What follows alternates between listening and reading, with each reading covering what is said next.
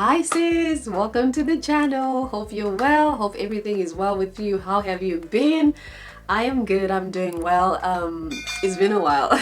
It's been a while since we've done these videos, and I always get a bit nervous when we do these videos, but it's been a while and I'm glad to be back today.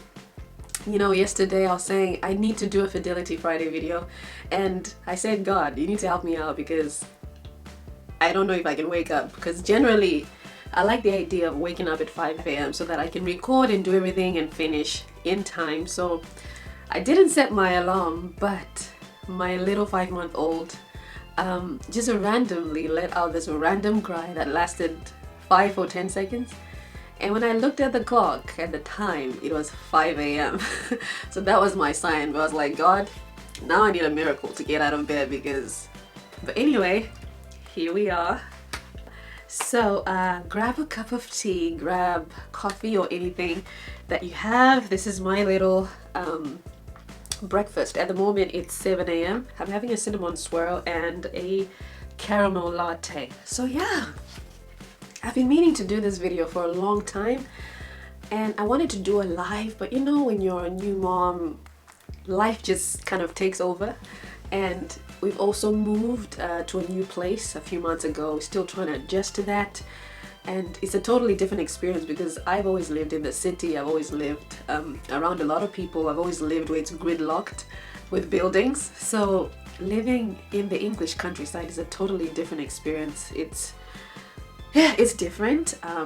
We are getting used to it, we're adjusting to it, and we're still trying to do stuff in the house and, you know, finish doing certain things in the house. So it can be quite a lot, but pray for me, pray for me. God grants his grace. Pray for me, pray for your sister. So anyway, let's get into this. I wanted to talk to you about this because I feel like as women we can sort of, and especially when we're still single, even sometimes when we're married. I know when you're married it's a little bit different because you have to do things to please your spouse, but sometimes as women we tend to have this mindset. It's a mindset, isn't it, where you do stuff for a man, you do stuff to get a man, you do stuff to get attention from this man, to get attention from a man. And I personally feel that it shouldn't be that way. It shouldn't be that way. We should cultivate certain attitudes, certain behaviors that lay a foundation for excellence in our lives. And not because we're single, not because we're married, but just for us as individuals and as people, as God's children, as women, as females, as girls. We should just do certain things, cultivate certain attitudes, certain choices, certain patterns that end up being a foundation for excellence, a foundation for growth, a foundation for wholeness, for healing. And so I want to get into this with you, just a few little things, and I'm sure there's a lot more. I just have a few little things that I can share with you here. So look at it this way. Like when you go to your GP, your general practitioner, I think in America you call them doctors. When you go to your GP, why do you go to a GP? Who do you do it for? Why do you have a regular checkup? For your health? Is it because you want a man? Is it because you want to do it for your man? Is it because you want to please your man? No, you do it for yourself. So I think that should be the outlook that we have in life. Doing certain things, not because you want certain attention from somebody, but because it is for your good, it benefits you, it grows you, it edifies you. It is a sign of wholeness, it's a sign of healing, it's a sign of stability. It elevates you in certain areas of your life. So in the same way, that's how we should look at it. And you know, the other day I was just looking at my style and my fashion sense, and I realized that it hasn't changed for so many years. And you know, I have this desire, this love for the 1950s era. That's my favorite era. And I've always loved how women dressed and how classy and elegant women look. And I've always said, you know what, I'm going to start dressing like this. I'm going to start buying vintage clothes. I'm going to start making these kind of dresses, but I just never did.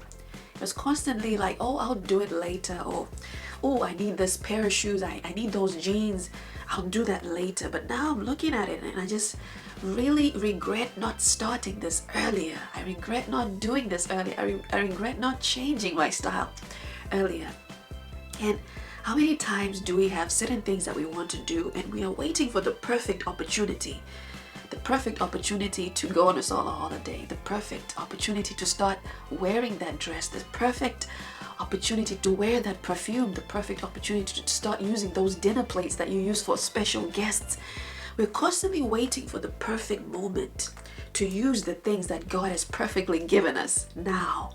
You know, to use the ideas that God has given us now, to use the resources and the things that He has blessed us with, to start using those things now. Why do we wait for the perfect moment and years go by and you see that you have not really done what you wanted to do? You've not fulfilled that passion, that idea, that choice that you wanted to do. So look at your life today. Are you doing certain things because you're waiting for the perfect moment, or because you're waiting to get married, then you'll do that? You're waiting for this and that, waiting for that job to wear that, waiting for such and such a person to do this so that you can be able to experience a certain kind of dream, certain kind of pleasures in life, certain kind of blessings. What are you waiting for? And I just want to encourage you, don't wait for the perfect moment, but let the perfect moments come into you today. Let the perfect moments become your reality today. You don't need to wait for that perfect moment. Cultivate the things that you have today. So I don't know if you need a makeover. I feel I'm already starting to change. I feel like I need a makeover, and I'm starting to get into what I've always wanted to get into, and it means I have to totally give away most of my clothes, and they don't fit anymore anyway. Most of my clothes were a size 8 anyway, and now I'm kind of a size 10.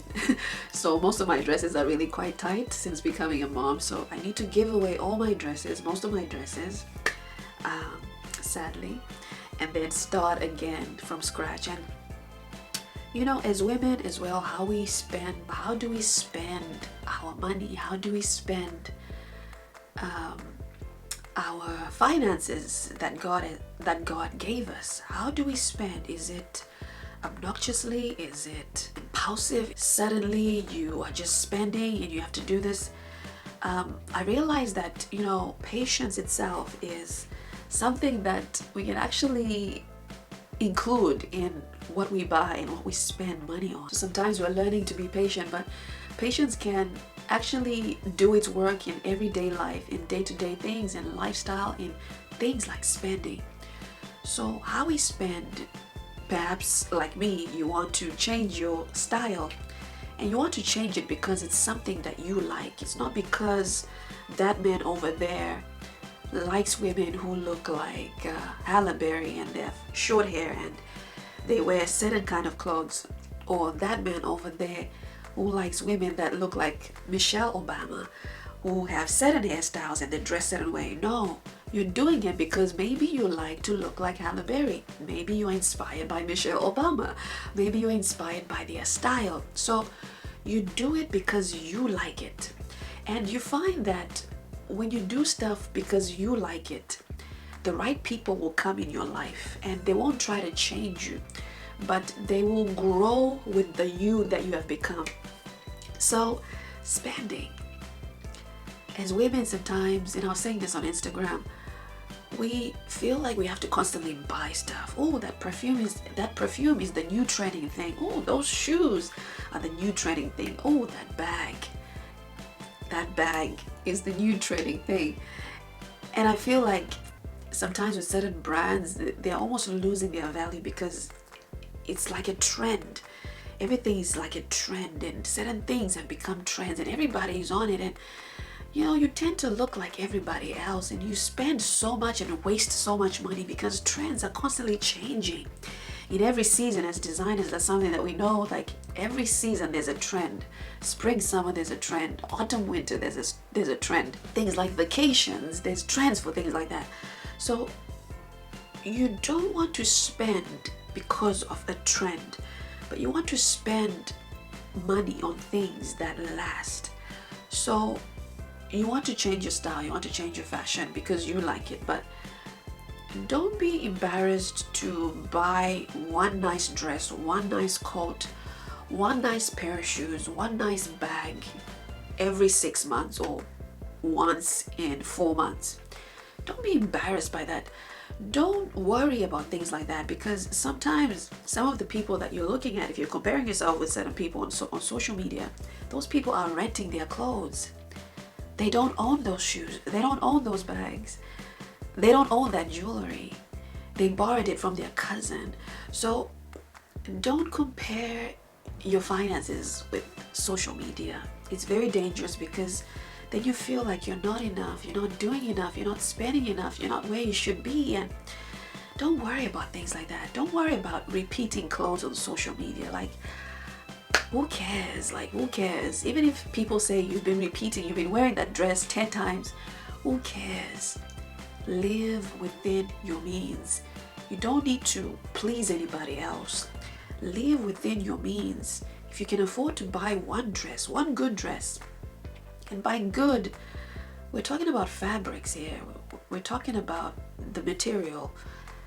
You don't want things like polyester, because a polyester dress is not going to last 10 years. So you want to look at durability. You also want to look at things that are classic pieces. So not just durability, but also something that is classic, something that stands the test of time.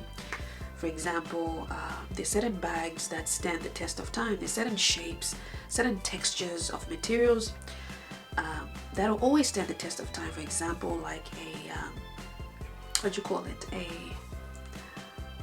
a pointy shoe. A pointy shoe will always stand the test of time. It's an elegant and classic shape. So things like that will always stand the test of time. And you want to be looking at things like leather when you buy shoes. So it's not necessarily the brand, but it's more so the fabrics, the materials, the craftsmanship. Sometimes you see designer brands, but the craftsmanship is so cheap. It's not worth what you're paying for. I can give you an example. Sorry to say this, but for example, the chargers for Apple, they always end up coming off or ripping off, or just wearing and tearing after a short period of time. I know probably they do it because they want people to keep buying, but that's just an example of something that is a designer brand. It works very well. It's beautiful to look at, but the durability is not up to scratch. So that's what you want to be looking at when you are looking at fashion. And you know, like I said, I was saying this on Instagram, that when you look at fashion and style, I know people are different. There are people that like trends, you know, that's great, but sometimes we ought to look at fashion as art. And this is what I learned when I was studying fashion and textiles. It is actually a piece of art. Fashion is a piece of art that we put on, and we are the artists, we are the designers of it. It molds to us, or it takes the shape of us. So you can wear the most expensive things, but who are you as a person? Who are you as that artist of that thing that you're wearing? Does it take the form of you, or do you make it look beautiful, timeless? Do you make it look like you? So that's why it's important, moving on to the next point, that's why it's important to know who you are. And glowing up, sometimes it's knowing who we are as women. And when you know who you are, you do things because you know who you are. For example, knowing who you are can be as simple as knowing what you like and what you don't like and not compromising.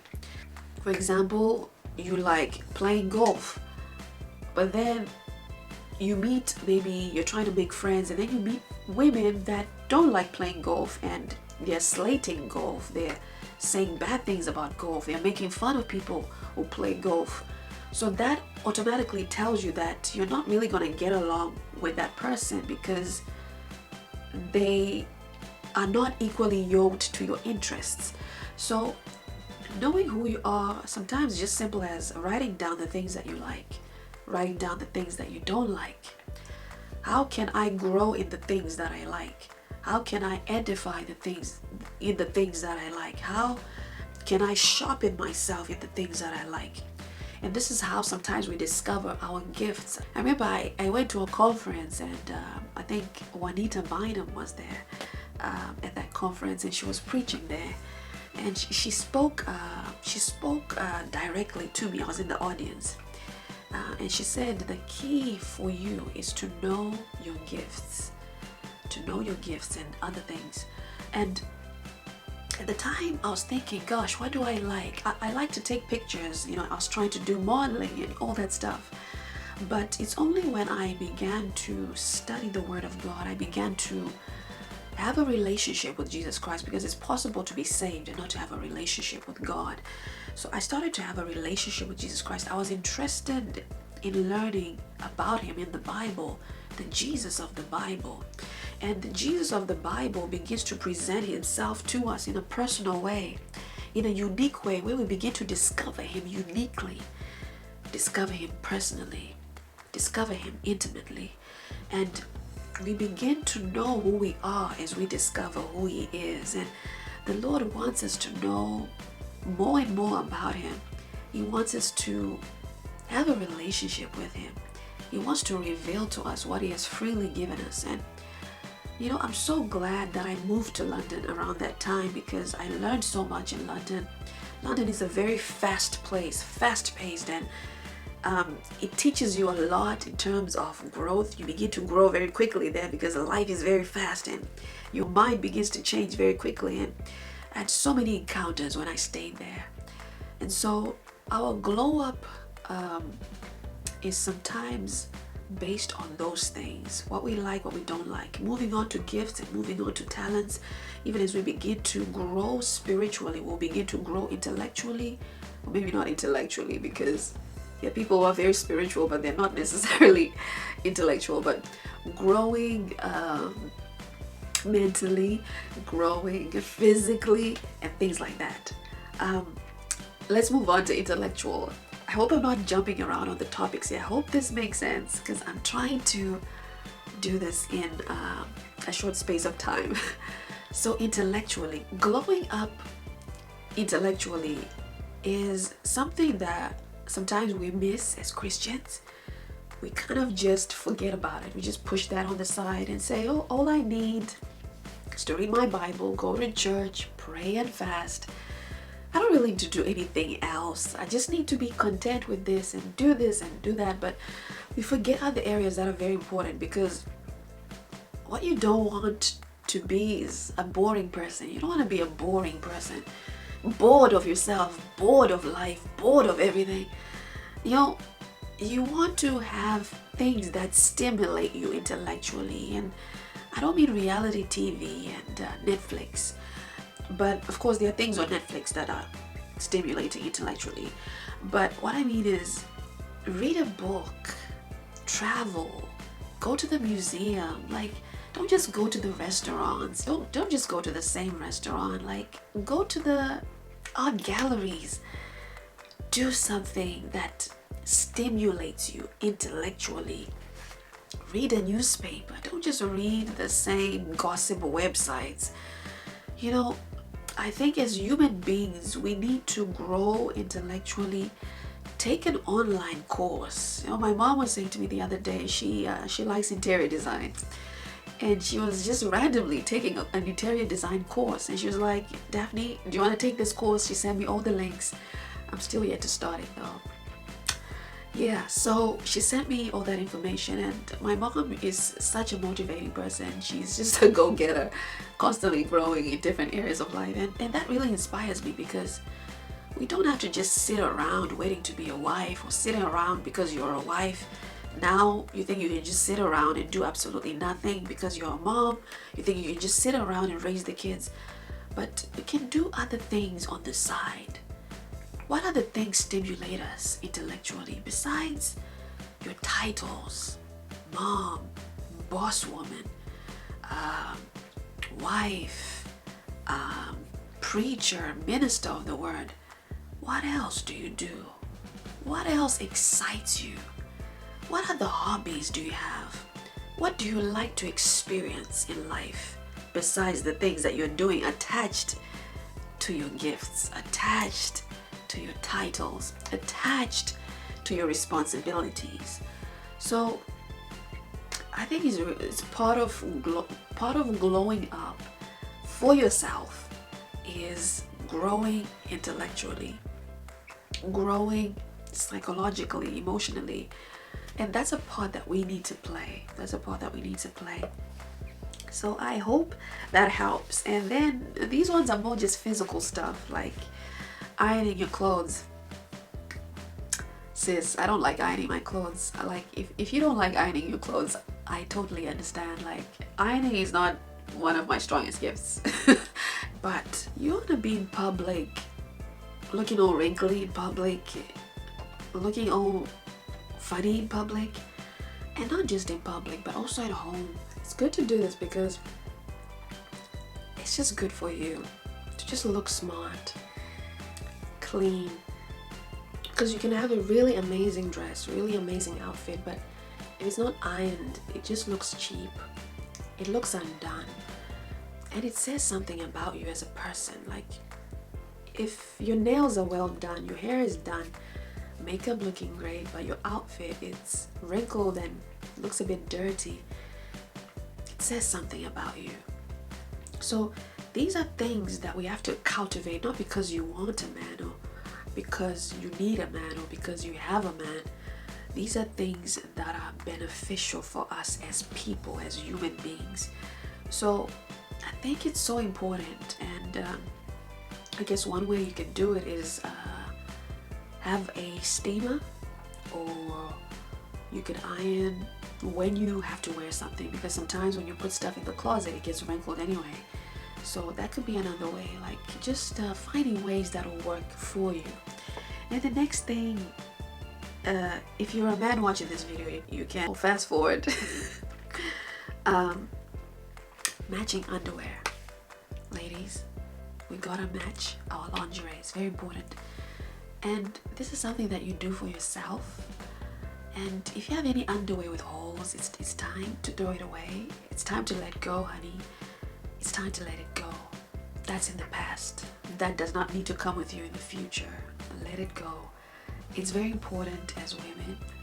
And these are things that just say something about you. And it's just nice to look in the mirror and just see matching underwear, matching lingerie. It just kind of elevates how you feel about yourself. And sometimes we don't feel so good about ourselves because of maybe the colors that we wear and the different types of stuff that we're wearing. It's all over the place, and it brings confusion even to yourself. You're confused because your underwear looks confused. So I think let us just try. Let us try. Go in your drawer today, look at underwear that has holes, throw it away. Try and match your stuff. Try and put some order to it. And you know, it's for all of us. It's not just for you. It's just for all of us. We need to do that, women.